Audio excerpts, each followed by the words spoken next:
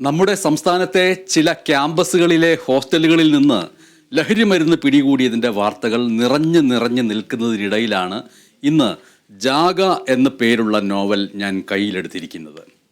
ക്യാമ്പസുകളും അവിടുത്തെ ഹോസ്റ്റലുകളും റെയ്ഡ് ചെയ്താൽ മയക്കുമരുന്നുകളേക്കാൾ മാരകമായ വംശീയ വെറിയും ജാതി വിദ്വേഷവും കണ്ടെടുക്കാൻ കഴിയുമോ?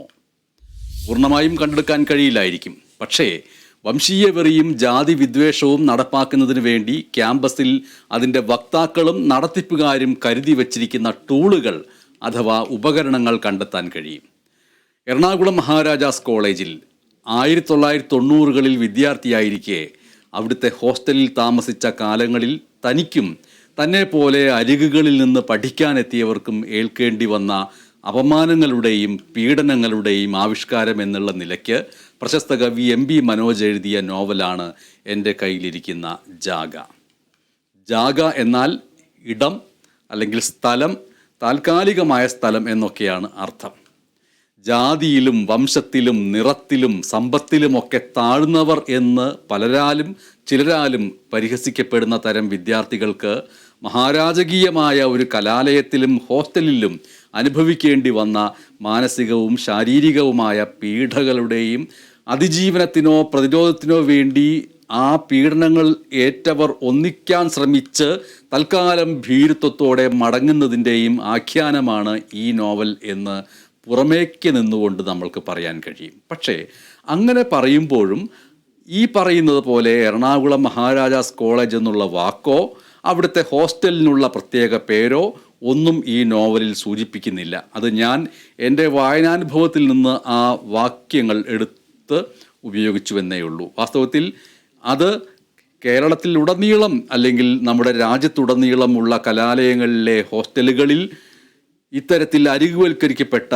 വിദ്യാർത്ഥികൾക്ക് നമ്മുടെ കേരളത്തിൻ്റെ നമ്മുടെ നാടിൻ്റെ ഉൾപ്രദേശങ്ങളിൽ നിന്ന് വന്ന നഗരത്തിൻ്റെ വലിയ ബഹളങ്ങളിലേക്ക് വന്നു ചേർന്ന് താമസിക്കാൻ വരുന്നവരെ എതിരിടുന്ന, അവരെ ഡീൽ ചെയ്യാൻ കാത്തിരിക്കുന്ന ഒരു പക്ഷേ സവർണ മനോഭാവമുള്ള വിദ്യാർത്ഥി കക്ഷി രാഷ്ട്രീയ പ്രാബല്യത്തിൻ്റെ അഹങ്കാരങ്ങളുടെ ഇടങ്ങളിലേക്ക് കൂടിയുള്ള അവരോടുള്ളൊരു അഭിസംബോധനയായിട്ട് കൂടി ഈ നോവൽ മാറുന്നുണ്ട്. പക്ഷെ അതൊരു സൂക്ഷ്മ രാഷ്ട്രീയത്തിൻ്റെ രീതിയിലാണ് MB മനോജ് എഴുതിയിരിക്കുന്നത്. മുന്നോട്ടുള്ള പ്രയാണത്തിനുള്ള തെരഞ്ഞെടുപ്പുകളൊക്കെ അനിവാര്യമായപ്പോൾ ഭീരുക്കളെപ്പോലെ പിന്നോട്ട് വലിഞ്ഞ ഒരു ചെറിയ പറ്റമായിരുന്നു അവർ എന്ന് പറഞ്ഞാൽ ഈ നോവൽ എഴുതിയ നോവലിസ്റ്റ് കൂടി ഒരു പക്ഷേ ഉൾപ്പെടുന്നു എന്ന് നമ്മൾക്ക് തോന്നിപ്പിക്കുന്ന ഈ കഥാപാത്രം. ഈ നോവലിൽ വിനയ ദാസ് എന്ന പേരിലുള്ള കഥാപാത്രമാണ് അങ്ങനെ നമ്മോട് സംസാരിക്കുന്നത്. ഈ ഒരു കാര്യം അതിൻ്റെ ആമുഖത്തിൽ തന്നെ MB മനോജ് പറയുകയും ചെയ്യുന്നുണ്ട്. അപ്പോൾ ഇടുക്കിയും വയനാടും പോലെയുള്ള ഇടങ്ങളിലെ ഉൾപ്രദേശങ്ങളിൽ നിന്ന് ശരീരം നിറയെ മെഴുക്കും ബന്ധുക്കളിൽ ആരെങ്കിലും ഇട്ട ഉടുപ്പുമൊക്കെ ആയിട്ട് മഹാരാജാസ് പോലെയുള്ള കോളേജുകളിൽ പഠിക്കാനെത്തുന്നവരെ ശാരീരികമായിട്ടും മാനസികമായിട്ടും ആക്രമിച്ച് ഡീൽ ചെയ്യുന്ന സവർണ വിദ്യാർത്ഥി രാഷ്ട്രീയ വംശീയ വെറി നിറഞ്ഞ സംഘങ്ങളുടെ കൂട്ടമായുള്ള ആക്രമണങ്ങളെ ഈ നോവൽ വെളിപ്പെടുത്തുന്നുമുണ്ട്. പ്രത്യക്ഷത്തിൽ അല്ല എങ്കിൽ പോലും ഒരു സൂക്ഷ്മ രാഷ്ട്രീയത്തിൻ്റെ സ്വരത്തിൽ. ഒടുവിൽ നഗരമധ്യത്തിലെ ഹോസ്റ്റൽ എന്ന് പറയുന്നതും ഈ അരികുവൽക്കരിക്കപ്പെട്ട വിദ്യാർത്ഥികളെ തളച്ചിടുന്ന, മോചനം മറ്റൊന്നില്ലാത്ത ഒരു ജാഗ അഥവാ സ്ഥലം തന്നെയായി മാറുന്നു എന്ന് സൂചിപ്പിച്ചുകൊണ്ടാണ് നോവൽ അവസാനിക്കുന്നത്. ജാഗയുടെ രചയിതാവ് കവി കൂടിയായ നോവലിസ്റ്റ് MB മനോജാണ് ഇന്ന് നമ്മോടൊപ്പം തത്സമയമുള്ളത്. MB മനോജ്, ഈ നോവലിൻ്റെ പേരിൽ താങ്കളെ സ്വാഗതം ചെയ്യുന്നതിൽ എനിക്ക് വലിയ കൃതാർത്ഥതയുണ്ട്.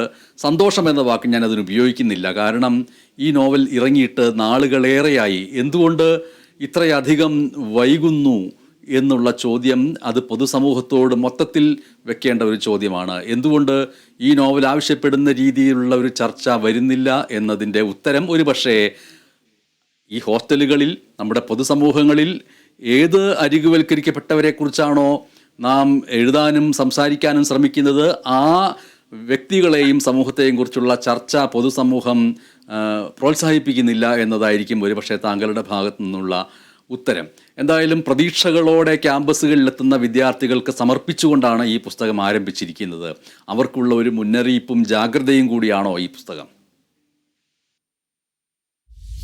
വളരെ നന്ദി. പ്രത്യേകിച്ചും കേരള വിഷൻ ന്യൂസ് ചാനൽ ഒരു എഴുത്തുകാരൻ എന്ന നിലയിൽ ഈ പരിപാടിയിലേക്ക് എന്നെ ക്ഷണിച്ചതിലും അല്പനേരം പങ്കുവെക്കുവാൻ അവസരം തന്നതിലും ഈ ഇവിടെ ശ്രീ MS ബനേഷ്, കവിയും എഴുത്തുകാരനുമായ MS ബനേഷ് സൂചിപ്പിച്ചതുപോലെ ഈ നോവലിൽ ആത്മകഥ അംശം ഉൾപ്പെടുന്നുണ്ട്. അതേസമയം ഒരു നോവൽ രൂപം എന്ന നിലയിൽ അത് ഭാവന കൂടി ഉൾച്ചേരുന്നതാണ്. നമുക്ക് അറിയാവുന്നതുപോലെ നവോത്ഥാന അനന്തര ഇന്ത്യൻ കേരള സാഹചര്യവും സ്വാതന്ത്ര്യത്തിന് ശേഷപ്പെട്ട ഇന്ത്യൻ കേരള സാഹചര്യവുമാണ് നമ്മുടെ സമൂഹത്തിലെ ഏറ്റവും മാറ്റി നിർത്തപ്പെട്ട സമൂഹങ്ങൾക്ക് കലാലയ പ്രവേശനവും വിദ്യാഭ്യാസം ചെയ്യുന്നതിനും പൊതു ഇടങ്ങളിൽ പ്രവേശിക്കുന്നതിനും അവസരം ഒരു ജനാധിപത്യ പ്രക്രിയയുടെ ഭാഗമായി ലഭ്യമായത്.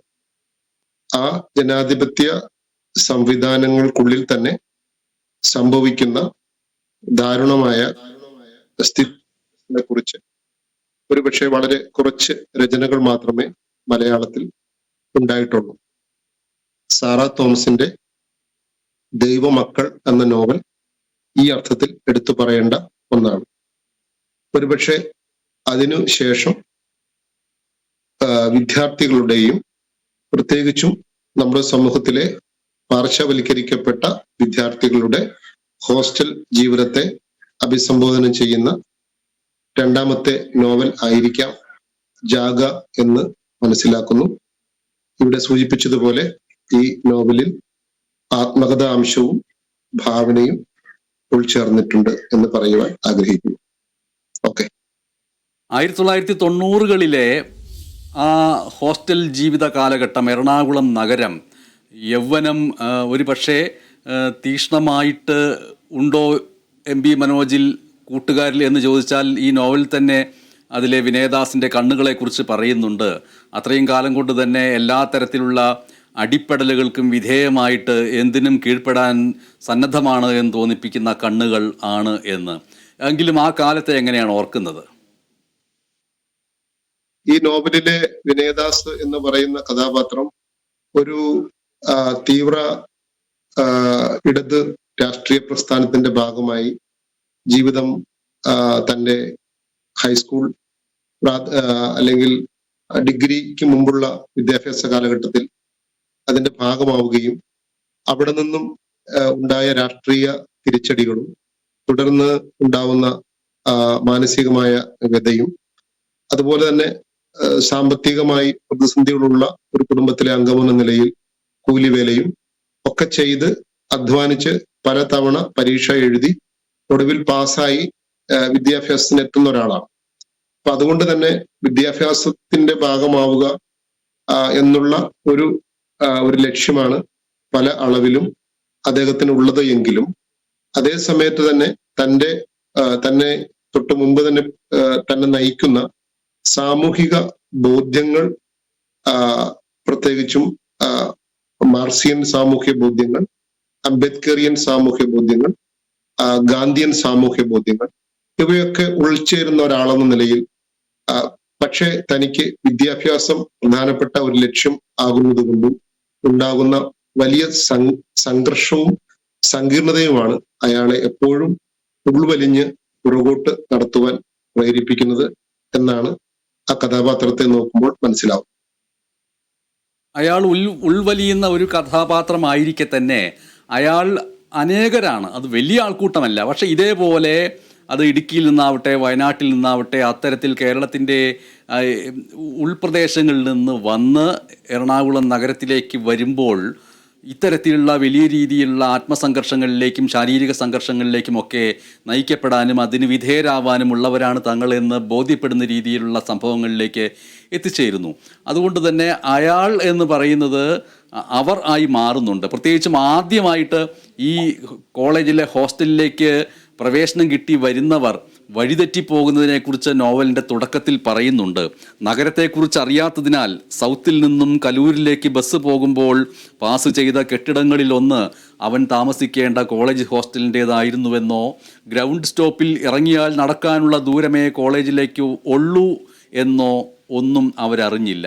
ഉള്ളൂ എന്നുള്ള വാക്ക് മനഃപൂർവ്വം തന്നെ അത്തരത്തിലുള്ളൊരു ഭാഷാ രീതിയാണ് ഈ നോവലിൽ മനോജ് ഉപയോഗിച്ചിട്ടുള്ളത്. അവർക്കിറങ്ങേണ്ട കോളേജ് സ്റ്റോപ്പും കഴിഞ്ഞ് ജട്ടി സ്റ്റോപ്പും മേനക സ്റ്റോപ്പും കഴിഞ്ഞ് ആ വണ്ടി കലൂർ സ്റ്റാൻഡിൽ ചെന്ന് നിന്നു. എല്ലാവർക്കും ഒപ്പം അവരിറങ്ങി. അവിടെ കണ്ട തിരക്ക് മാത്രമുള്ള ഒരു ഹോട്ടലിൽ കയറി ഭക്ഷണം കഴിച്ചതിൻ്റെ വിശദാംശങ്ങളിലേക്ക് പോകുന്നു. പിന്നീട് ആണ് അവർ തങ്ങൾക്ക് വഴി തെറ്റിപ്പോയി എന്ന് തിരിച്ചറിയുന്നതായിട്ട് പറയുന്നത്.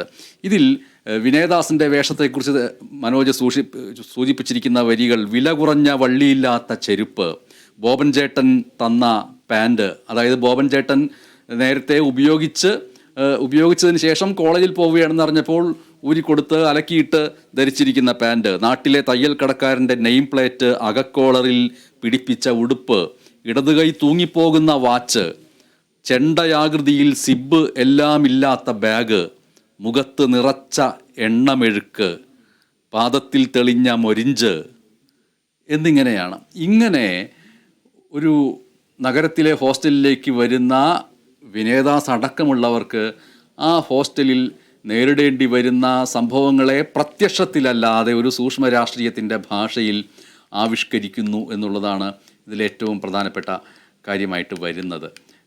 ഏതൊക്കെ തരത്തിലാണ് അതിനെ പ്രത്യക്ഷവൽക്കരിക്കാതെ പരോക്ഷമായ രീതിയിൽ ആവിഷ്കരിച്ചിട്ടുള്ളത്? ഏത് രീതിയിലാണ് എഴുത്തിൻ്റെ വേളയിൽ അത് ഇങ്ങനെ ആവരുത്, ഇങ്ങനെ ആവണമെന്നുള്ള വിചാരങ്ങൾ വന്നത്?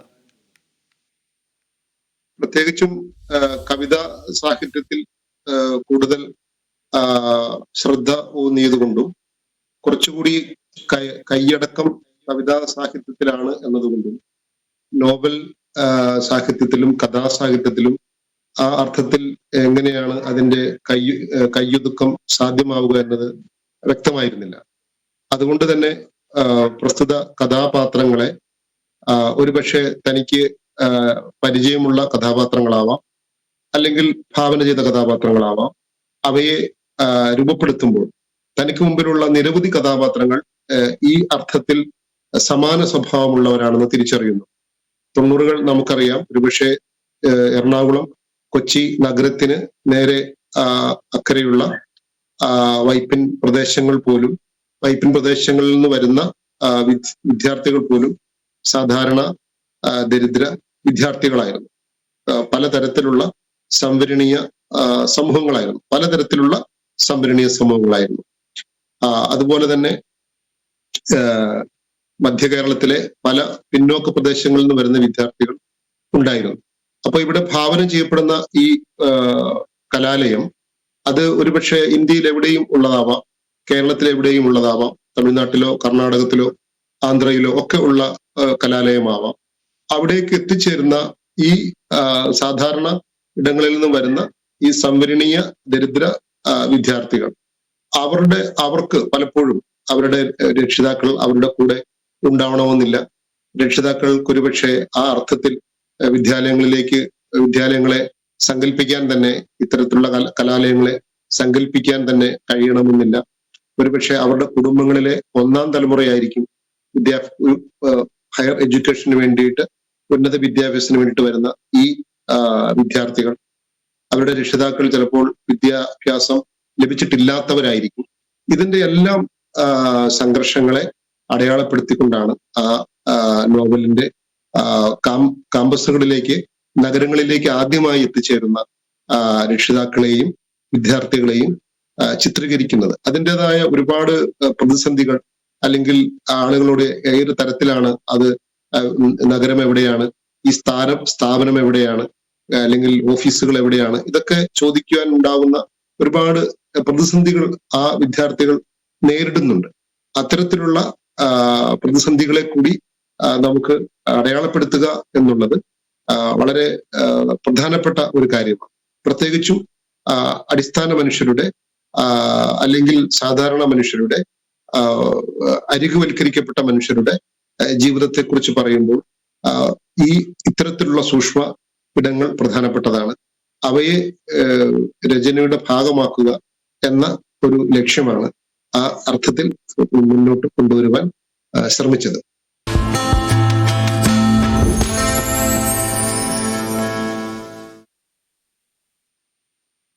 1990-കളിൽ എറണാകുളത്തെ മഹാരാജാസ് കോളേജിൽ വിദ്യാർത്ഥിയായിരുന്ന അടിത്തട്ട് വിദ്യാർത്ഥികൾക്കൊപ്പം അവിടെ പഠിക്കാനെത്തുകയും ഹോസ്റ്റൽ താമസിക്കുകയും ചെയ്ത സമയത്ത് പ്രബല വിദ്യാർത്ഥി സംഘടനയിൽ നിന്ന് ഏൽക്കേണ്ടി വന്ന ശാരീരികവും മാനസികവുമായിട്ടുള്ള പീഡനങ്ങളെ ദലിത് വിദ്യാർത്ഥി രാഷ്ട്രീയത്തിൻ്റെ പശ്ചാത്തലത്തിൽ അഭിമുഖീകരിക്കുന്ന, എന്നാൽ അക്കാര്യം പ്രത്യക്ഷത്തിൽ പറയാതെ സൂക്ഷ്മ രാഷ്ട്രീയത്തിൻ്റെ ഭാഷയിൽ പറയുന്ന ജാഗ എന്ന നോവൽ എഴുതിയിരിക്കുന്ന എം ബി മനോജാണ് ഇപ്പോൾ നമ്മോടൊപ്പമുള്ളത്. ആ നോവലിലേക്ക് ഇതുവരെ ആ നോവൽ വായിച്ചിട്ടില്ലാത്ത വായനക്കാർക്കും പ്രേക്ഷകർക്കും അതിനോട് താല്പര്യം തോന്നിപ്പിക്കാൻ സാധ്യതയുള്ള താങ്കൾക്ക് ഇഷ്ടപ്പെട്ട, എഴുത്തുകാരന് ഇഷ്ടപ്പെട്ട വാക്യങ്ങൾ, വരികൾ, ഖണ്ഡികകൾ എന്നിവ വായിക്കണമെന്ന് അഭ്യർത്ഥിക്കുന്നു. ഈ നോവലിന്റെ ഇടഭാഗത്തുള്ള ഒരു പാരഗ്രാഫും അവസാന ഭാഗത്തുള്ള ഒരു പാരഗ്രാഫും വായിക്കാമെന്നാണ് കരുതുന്നത്. രണ്ട് കഥാപാത്രങ്ങൾ തമ്മിൽ ഒരു പുസ്തകശാലയിൽ വെച്ച് കാണുമ്പോൾ ഉള്ള ഒരു ഭാഗം ഇവിടെ വായിക്കാം. അവിടെ നിന്ന് അവരൊരു പുസ്തകം എടുക്കുന്നുണ്ട്. ഈ പുസ്തകം എൽസ വായിച്ചിട്ടുണ്ടോ? 2 ലീവ്സ് ആൻഡ് എ ബഡ്.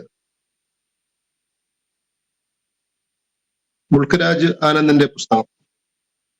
നമ്മളെ കുറിച്ചൊക്കെ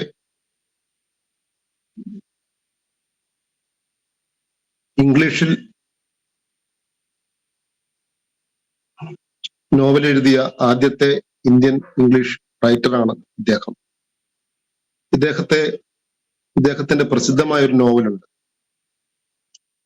അൺടച്ചബിൾ. അവൻ പുസ്തകം അവൾക്ക് നേരെ നീട്ടി. എൽസമ്മ ആ പുസ്തകം മറിച്ചു നോക്കി.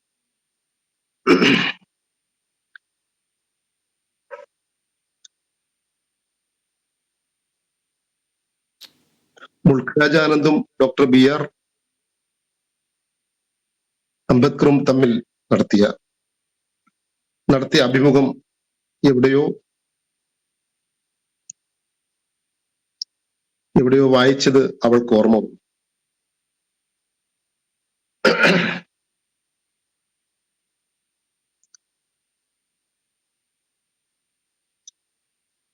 ആ മഹാത്മാക്കൾ തമ്മിൽ കണ്ടപ്പോൾ മുൾക്കരാജ് ആനന്ദ്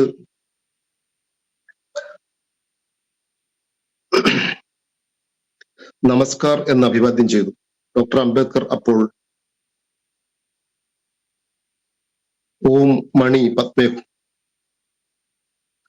എന്ന് പ്രത്യഭിവാദ്യം ചെയ്തു. എന്നിട്ട് അംബേദ്കർ പറഞ്ഞു, നമസ്കരിക്കുന്നു എന്ന് പറയുമ്പോൾ ഒരാൾ മറ്റൊരാൾക്ക് മുന്നിൽ തല കുനിക്കുന്നു. രണ്ടുപേരും തുല്യരായി തന്നെ ഇരിക്കണം. അതിനാൽ ഞാൻ ഈ അഭിവാദ്യം തിരഞ്ഞെടുക്കുന്നു. ഓം മണി പത്മേ. മറ്റൊരു ഭാഗം ഞാൻ സമയമുണ്ടെങ്കിൽ അടുത്ത സന്ദർഭത്തിൽ വായിക്കാം. നമസ്കാരം. ജാഗ എന്ന ഈ നോവലിൽ അടിത്തട്ട് വിദ്യാർത്ഥികൾ ഹോസ്റ്റലിൽ എത്തുന്ന ദിവസം തന്നെ അവരെ തങ്ങളുടെ വരുതിയിലാക്കുന്നതിന് വേണ്ടിയും അടിച്ചമർത്തുന്നതിന് വേണ്ടിയും പ്രബല വിദ്യാർത്ഥി രാഷ്ട്രീയ സംഘടനയുടെ കീഴിലുള്ളവരോ അതല്ലാതെ നിൽക്കുന്നവരോ ആയിട്ടുള്ള സമാന മനോഭാവമുള്ളവർ നടത്തുന്ന ശ്രമങ്ങളെക്കുറിച്ച് പറയുന്നുണ്ട്. അതിൽ ഹോസ്റ്റലിലെ 1-ാം ദിവസം തന്നെ പ്രതിരോധത്തിൻ്റെതായ സൂചനകൾ വ്യക്തമാക്കിക്കൊണ്ട് വാസു എന്ന് പറയുന്ന അടിത്തട്ട് വിദ്യാർത്ഥികൾപ്പെട്ട വ്യക്തി അവിടെ വന്ന് മറ്റ് പല അടിത്തട്ട് വിദ്യാർത്ഥികളോടും ഇവിടെ നമ്മൾ പ്രതിരോധിച്ച് മുന്നോട്ട് പോകണമെങ്കിൽ നമ്മളുടെ കയ്യിൽ ആയുധങ്ങൾ വേണ്ടതുണ്ട് എന്ന് പറഞ്ഞുകൊണ്ട് ഒരു കത്തി എടുത്ത് കാണിക്കുന്നുണ്ട് പെട്ടിയുടെ ഉള്ളിൽ നിന്ന്. പിന്നീട് പക്ഷേ ആ രീതിയിലുള്ള ആയുധപരമായിട്ടുള്ള ഇടപാടുകളിലൂടെ ഒന്നും പോകാതെ ഇങ്ങോട്ടുള്ള ആക്രമണങ്ങളെ ഏറ്റുവാങ്ങുകയും തിരിച്ച് ശാരീരികമായിട്ട് ആക്രമിക്കാതിരിക്കുകയും ഒരു പ്രതിരോധത്തിൻ്റെ പ്രതീക്ഷ നൽകുകയും പിന്നെ ഭീരുത്വത്തിൻ്റെ അവസ്ഥയിലൂടെ പിൻവാങ്ങുകയും ചെയ്യുന്ന രീതിയിലാണല്ലോ ഈ നോവൽ അതിൻ്റെ അവസാന ഘട്ടത്തിലേക്ക് പോകുന്നത്. എം പി മനോജ്, ഈ നോവലിൻ്റെ ഒരു ഭാഗത്ത് ഈ ഡീലിംഗ് ടീം, നിങ്ങളടക്കമുള്ളവരെ ഡീൽ ചെയ്യുന്നതിന് വേണ്ടിയുള്ള ടീം, നിങ്ങളെ ആദ്യം പേടിപ്പിക്കുന്നതിന് വേണ്ടി നിങ്ങളുമായിട്ട് യാതൊരു ബന്ധവുമില്ലാത്ത കോളേജിൻ്റെ മുൻവശത്ത് മൈതാനത്ത് കാറ്റുകൊള്ളാനോ മറ്റോ വന്നിരിക്കുന്ന വയസ്സായ ഒരാളെയും ഒരു ചെറുപ്പക്കാരനെയും കൂട്ടം ചേർന്ന് തല്ലാൻ വേണ്ടി ശ്രമിക്കുന്ന ഭാഗം സൂചിപ്പിക്കുന്നുണ്ട്. അത്തരത്തിലുള്ള സംഭവങ്ങൾ അവിടെ ഉണ്ടാവാറുണ്ടോ? അങ്ങനെ എനിക്ക് പരിചയമുള്ള സർവകലാശാലകളുടെ ഹോസ്റ്റലുകളിലും കോളേജുകളുടെ ഹോസ്റ്റലുകളിലും ഇത്തരത്തിലുള്ള ഡീലിംഗ് ടീമുകളെ ഞാൻ പലവട്ടവും കണ്ടിട്ടുണ്ട്. ഒന്നിൽ കൂടുതൽ തവണ ഇത്തരത്തിലുള്ള ഡീലിംഗ് ടീമുകളുടെ അവരുടെ കൈകളിൽ പെടുകയും ചെയ്തിട്ടുണ്ട്. എനിക്ക് തോന്നുന്നു 90കൾ മുതൽ 2025 വരെ കാമ്പസുകളിൽ പഠനത്തിന്റെ ഭാഗമായും ഗവേഷണത്തിന്റെ ഭാഗമായും അധ്യാപനത്തിന്റെ ഭാഗമായും നിൽക്കുവാൻ അവസരം ലഭിച്ച ഒരാളെന്ന നിലയിലാണ് ഞാനിത് സൂചിപ്പിക്കുന്നത്. മറ്റൊന്ന്, ഇതിലെ വിദ്യാർത്ഥി പ്രസ്ഥാനം അല്ലെങ്കിൽ ആ ഒരു ചെറിയ വിദ്യാർത്ഥി കൂട്ടം അവരുടെ ആദ്യത്തെ നിലപാടുകളിൽ നിന്നും അവർ മാറുന്നത് വൈജ്ഞാനികമായ മേഖലകൾ ഇടങ്ങൾ സമ്പാദിക്കുക എന്ന തിരിച്ചറിവിന്റെ ഭാഗമായിട്ടാണ്. അതിനെ ഒരു പ്രതിരോധവുമായി മാറ്റി തീർക്കുവാൻ വേണ്ടിയിട്ടാണ്. വളരെ അടുത്ത ദിവസം അന്തരിച്ച ശ്രീ KK കൊച്ച് എന്ന പ്രമുഖ വ്യക്തിത്വം ഇവിടെ ഈ നോവലിൽ കടന്നു വരുന്നുണ്ട്. അദ്ദേഹത്തിന്റെ പല രചനകളും നിലപാടുകളും ഈ നോവലുകളിലെ പല ഇടങ്ങളിലും ഈ വിദ്യാർത്ഥി കൂട്ടായ്മയുടെ അന്വേഷണങ്ങൾക്ക് സഹായകമായി വരുന്നതായി ഈ നോവൽ പറയുവാൻ ശ്രമിച്ചിട്ടുണ്ട്. അങ്ങനെ അവർ ഉയർന്ന വിദ്യാഭ്യാസം നേടുന്നതിനും ഗവൺമെന്റ് ജോലികളിലോ മറ്റിതര സർവീസ് മേഖലകളിലോ പ്രവേശിക്കുന്നതിനും മെച്ചപ്പെട്ട ഒരു കുടുംബ ജീവിതം രൂപപ്പെടുത്തിയെടുക്കുന്നതിനും അത്തരത്തിൽ ഒരു കുടുംബ ജീവിതം തങ്ങളുടെ രക്ഷിതാക്കൾക്ക് ലഭിക്കാതെ പോയ, തകർന്നുപോയ തങ്ങളുടെ രക്ഷിതാക്കളെ തിരിച്ചു കൊണ്ടുവന്ന് ഒരു മെച്ചപ്പെട്ട കുടുംബജീവനം നയിച്ചുകൊണ്ട് അതാണ് യഥാർത്ഥ മറുപടി എന്ന നിലയിലേക്ക് ഇതിലെ കഥാപാത്രങ്ങൾ എത്തിച്ചേരുന്നു. ഈ നോവലിലെ ഒരു അധ്യായത്തിൽ അതിനെക്കുറിച്ച് പറയുന്നുണ്ട്. അതിന് അവർ അയ്യൻകാളിയുടെയും അതുപോലെ സഹോദരൻ അയ്യപ്പന്റെയും പണ്ഡിറ്റ് കറുപ്പന്റെയും പൊയ്കയിൽ അപ്പച്ചന്റെയും ഒക്കെ ആശയങ്ങളെ സ്വീകരിച്ചുകൊണ്ട് അത്തരം ഒരു മാതൃകയിലേക്ക് വരണമെന്ന് പറയുന്നു. ഇതാണ് ഒരുപക്ഷെ ഈ നോവലിന്റെ ഏറ്റവും വലിയ ഒരു പ്രത്യേകതയായി ഞാൻ മനസ്സിലാക്കുന്നത്. ഒരുപക്ഷെ തങ്ങൾക്ക് നേരെ വരുന്ന ആയുധമോ അല്ലെങ്കിൽ അത്തരത്തിലുള്ള അക്രമങ്ങളെ അതുപോലെ തന്നെ അതിന്റെ അതേ നാണയത്തിലല്ല മറുപടി പറയേണ്ടത് എന്നും അവിടെ നിന്നും മാറി നിന്നുകൊണ്ടും അകന്നു നിന്നുകൊണ്ടും വിദ്യാഭ്യാസം നേടുകയും വൈജ്ഞാനിക മേഖലയിൽ പ്രവേശിക്കുകയും ജ്ഞാനപരമായി അവയെ മറികടക്കുകയും ചെയ്തുകൊണ്ടുള്ള ഒരു വഴിയാണ് ഇവിടെ നോവലിന്റെ അവസാന സന്ദർഭങ്ങളിൽ ഇതിലെ കഥാപാത്രങ്ങളായ വിദ്യാർത്ഥികൾ തിരഞ്ഞെടുക്കുന്നത് എന്ന് പറയാൻ ആഗ്രഹിക്കുന്നു. ഡോക്ടർ MB മനോജ് എന്ന വാക്ക് ഞാൻ ഈ സമയത്താണ് ആദ്യമായിട്ട് ഉപയോഗിക്കുന്നത്. മഹാരാജാസ് കോളേജിൽ പഠിക്കുമ്പോൾ ഇതേപോലെയുള്ള ആത്മസംഘർഷങ്ങളിലൂടെയും അരികുവൽക്കരിക്കപ്പെട്ട ജീവിതത്തിൻ്റെ ഭാഗമായിട്ടുള്ള ആക്രമണങ്ങൾ ഏൽക്കലിൻ്റെ ഭാഗമായിട്ട് അങ്ങനെ ജീവിച്ചു പോകുമ്പോൾ തന്നെയും ജ്ഞാനമണ്ഡലത്തിലൂടെ മുന്നോട്ട് പോകേണ്ടതുണ്ട് എന്നുള്ള തിരിച്ചറിവിൻ്റെ അടിസ്ഥാനത്തിൽ ഇരവു പകലുകൾ ഉടനീളം പഠനങ്ങളിൽ മുഴുകുകയും അതേസമയത്ത് സാമൂഹ്യ പ്രവർത്തനങ്ങൾ നടത്തുകയും ചെയ്തിട്ടുള്ള ഒരു ചരിത്രം MB മനോജിനുണ്ട്. ഇന്ന് ഡോക്ടർ MB മനോജ് എന്ന് MB മനോജിനെ വിശേഷിപ്പിക്കുമ്പോൾ കാലിക്കറ്റ് സർവകലാശാലയിലെ പ്രധാനപ്പെട്ട ഒരു അധ്യാപകനായിട്ടിരിക്കുമ്പോൾ അന്ന് ജാഗ എന്ന ഇടം താൽക്കാലികമായ ഒന്ന് എന്ന അവസ്ഥയിൽ കണ്ടെത്തി ചേക്കേറിയ ആ ഹോസ്റ്റൽ മുറിയിൽ നിന്ന് അതിജീവനത്തിൻ്റെ ഒരു പാത കണ്ടെത്താൻ MB മനോജിന് കഴിഞ്ഞുവെങ്കിലും മറ്റുള്ളവർക്ക് കഴിഞ്ഞോ എന്നുള്ള ചോദ്യം ബാക്കി നിൽക്കുന്നില്ലേ? ഇപ്പോഴും കേരളത്തിലെ ക്യാമ്പസുകളിലെ ഹോസ്റ്റലുകളിൽ ഈ ജാഗ തുടരുന്നുമില്ലേ? തീർച്ചയായിട്ടും നമ്മളെ സംബന്ധിച്ചിടത്തോളം നമുക്ക് ഒരു തിരിച്ചറിവ് ആവശ്യമാണ്. ആ ഒരു തിരിച്ചറിവിലൂടെയാണ് നമുക്ക് ഒരുപക്ഷെ ഇത്തരം പ്രതിസന്ധികളിൽ നിന്നും നമുക്ക് അതിജീവിച്ച് മുന്നോട്ട് പോകുവാൻ കഴിയുകയുള്ളൂ. ഒരുപക്ഷെ അന്ന് ഈ നോവൽ എഴുതുന്നതിന്റെ അല്ലെങ്കിൽ ഈ നോവലിന്റെ, ഞാൻ പറഞ്ഞല്ലോ ഇതിൽ ഒരുപാട് ആത്മകഥാംശമുണ്ടെന്ന് പറയുകയുണ്ടായി. അതിന്റെ ആ ഘട്ടത്തിൽ ഒരുപക്ഷെ അതേ തങ്ങൾക്ക് നേരെ വന്ന മർദ്ദനങ്ങളുടെ അതേ നാണയത്തിൽ മറുപടി പറയുവാൻ ശ്രമിച്ചിരുന്നെങ്കിൽ ഒരുപക്ഷെ കേരളത്തിൽ ഒരുപാട് പ്രമുഖ വ്യക്തിത്വങ്ങളെ സൃഷ്ടിച്ചെടുക്കുവാൻ കഴിയുമായിരുന്നില്ല എന്ന് കരുതുവാൻ ആഗ്രഹിക്കുന്നു. ഡോക്ടർ എ കെ വാസുവിനെ പോലുള്ള, ഡോക്ടർ ഒ കെ സന്തോഷിനെ പോലുള്ള നിരവധി ഡോക്ടർ രേഖ രാജിനെ പോലുള്ള നിരവധി പ്രമുഖ വ്യക്തിത്വങ്ങളെ സംഭാവന ചെയ്യുവാൻ ഈ തരത്തിൽ വൈജ്ഞാനിക മേഖല കരസ്ഥമാക്കിയത് കൊണ്ട് സാധിച്ചു എന്ന് പറയുവാൻ ആഗ്രഹിക്കുന്നു. അതുപോലെ തന്നെ പല രൂപത്തിലും അത് ക്യാമ്പസിലെ കലാലയത്തിലെ ജനാധിപത്യ വിരുദ്ധമായ രാഷ്ട്രീയ ഇടപെടലുകൾ, ഏകപക്ഷീയമായ ആക്രമണങ്ങൾ ഇന്ന് വർദ്ധിച്ചുകൊണ്ടിരിക്കുകയാണ്. ഇന്ന് അത് മുൻപ് ഉള്ളതിനേക്കാളും കൂടുതൽ അത് വർദ്ധിച്ചുകൊണ്ടിരിക്കുകയാണ്. വിദ്യാർത്ഥികൾ തെരുവിൽ പരസ്പരം പോരടിക്കുന്ന, വിദ്യാർത്ഥികളെ റാഗ് ചെയ്ത് അവരെ മരണത്തിലേക്ക് തള്ളിവിടുന്ന എത്രയോ വാർത്തകൾ നമ്മൾ കാണും. അതല്ലെങ്കിൽ പല മയക്കുമരുന്ന് ഉൾപ്പെടെയുള്ള പലതിലേക്കും ക്യാമ്പസുകൾ മാറിത്തീരുന്നു. അതുകൊണ്ട് തന്നെ ദാർശനികവും ചിന്താപരവുമായ ഊർജം സമ്പാദിച്ചാൽ മാത്രമേ നമുക്ക് ഇവിടെ നിന്നും മറികടക്കാൻ കഴിയുകയുള്ളൂ എന്നുള്ള ഒരു ലക്ഷ്യം ഇത്തരത്തിലുള്ള ഓരോ പുതുതലമുറയോടും പങ്കുവെക്കാൻ കൂടിയാണ് ഈ നോവല് ശ്രമിച്ചത്. ഒരു കാര്യം കൂടി പറയാൻ ആഗ്രഹിക്കുന്നു. ഈ നോവലിലേക്ക് വരുവാൻ ഏറ്റവും അടിയന്തരമായി എന്നിൽ വന്ന സമ്മർദ്ദം എന്ന് പറയുന്നത് ചരിത്രപരമാണ്. കേരളത്തിലെ ഒരു കലാലയത്തെ കുറിച്ച് വളരെയേറെ പ്രാധാന്യത്തോടു കൂടിയ ചില സിനിമകൾ വരികയുണ്ടായി. 2010 ശേഷം ചില സിനിമകൾ വരികയുണ്ടായി.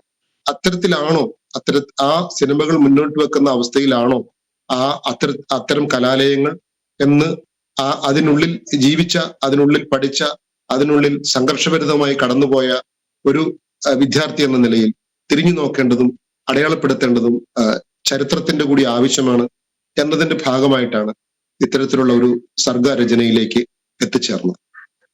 തീർച്ചയായും ക്യാമ്പസുകളെ കുറിച്ചുള്ള ഓർക്കൽ എന്ന് പറയുന്നത് ഗൃഹാതുരതയെക്കുറിച്ച്, നൊസ്റ്റാൾജിയെക്കുറിച്ച് ഓർത്ത് കുളിരുകോരലാണ് എന്ന് തെറ്റിദ്ധരിച്ചിരിക്കുന്നവരുടെ മുമ്പിലേക്ക് ക്യാമ്പസുകളുടെ പരിച്ഛേദം എന്നുള്ള നിലയ്ക്ക് അടിത്തട്ട് ജീവിതങ്ങളെ നമ്മുടെ പൊതുസമൂഹം എങ്ങനെ കാണുകയും പരിഗണിക്കുകയും ചെയ്യുന്നു എന്നതിൻ്റെ സമാനമായ കാര്യമാണ്, താരതമ്യമാണ് ഒരു പക്ഷേ ക്യാമ്പസുകളിൽ നിന്ന്, ഹോസ്റ്റലുകളിൽ നിന്ന് 90കളിൽ മാത്രമല്ല ഇപ്പോഴും തുടർന്നുകൊണ്ടിരിക്കുന്ന അത്തരത്തിലുള്ള അടിച്ചമർത്തലുകൾ എന്ന് സൂചിപ്പിക്കുന്നു. ജാഗ എന്ന നോവൽ 111 താളുകളുള്ള ഈ പുസ്തകം പ്രസിദ്ധീകരിച്ചിരിക്കുന്നത് മുദ്ര ബുക്സ് ആൻഡ് പബ്ലിഷേഴ്സാണ്.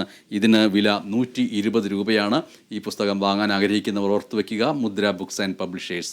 111 താളുകളുള്ള ഈ പുസ്തകത്തിൻ്റെ വില 120 രൂപ. ജാഗ എന്ന വളരെ പ്രധാനപ്പെട്ട ഈ നോവലിനെ കുറിച്ച് ഈ നിമിഷം നമ്മോടൊപ്പം സംസാരിച്ചതിൽ വളരെയധികം നന്ദിയുണ്ട് ഡോക്ടർ എം പി മനോജ്.